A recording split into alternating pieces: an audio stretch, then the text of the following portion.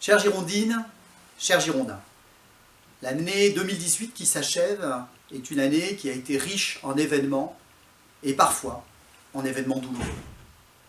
Je pense bien évidemment aux actes terroristes qui se sont produits dans notre pays, Trèbes, Carcassonne, et aux attentats sur le marché de Noël à Strasbourg. Nous avons une pensée nécessairement forte pour les victimes de ces attentats, pour leurs familles. L'année 2018 a été aussi riche sur le terrain social.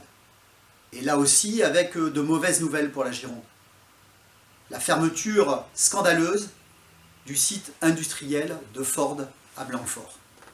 Et puis 2018 a été, comme ce début d'année 2019, le moment de la mobilisation des Gilets jaunes, avec un certain nombre de revendications.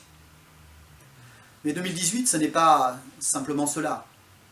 2018, cela a été aussi le moment de commémorer tous ensemble le centenaire de l'armistice de la Grande Guerre.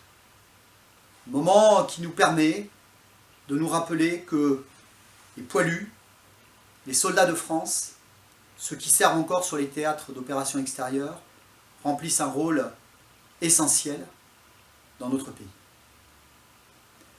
Plus prosaïquement, au niveau du département de la Gironde, le groupe Gironde Avenir a contribué en 2018 à remettre en forme un certain nombre de propositions au niveau de l'Assemblée départementale.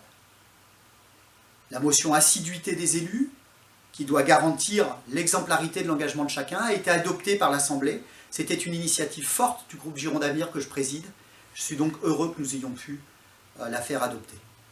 Et puis, nous avons eu moins de chance, mais nous poursuivrons. Nous avons proposé la possibilité pour chaque bénéficiaire du RSA de cumuler le RSA avec un emploi saisonnier.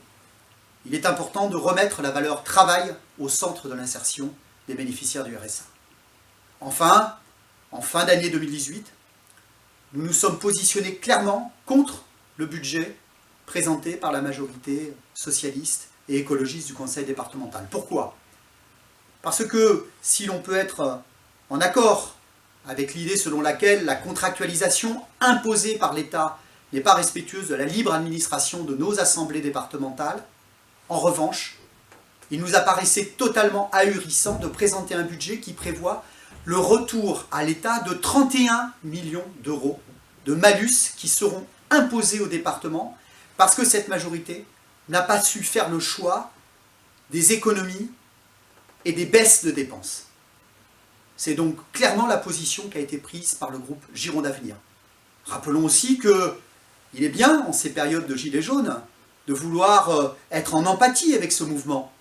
Mais encore aurait-il fallu ne pas augmenter les impôts de 3,5% en 2016 et de 9% en 2017. Il faut que les actes suivent les paroles. Pour 2019, je voudrais formuler pour vous et pour vos familles mes meilleurs vœux pour cette nouvelle année. D'abord des vœux de santé, car sans elles, nous ne sommes rien. Des vœux aussi pour notre pays, pour que la cohésion nationale soit toujours présente. Nous pouvons avoir les uns et les autres des différends. Il est important de savoir les exprimer pacifiquement dans le cadre d'un dialogue.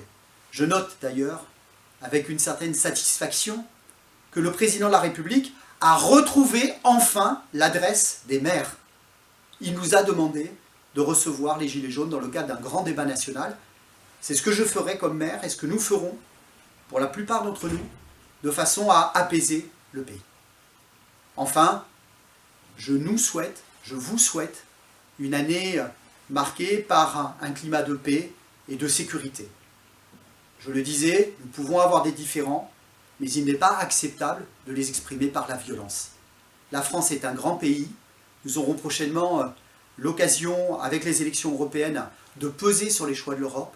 Il est important que nous démontrions à l'ensemble du monde qui nous regarde que nous sommes capables, et les uns et les autres, comme citoyens, d'échanger, de dialoguer et de trouver des solutions d'avenir.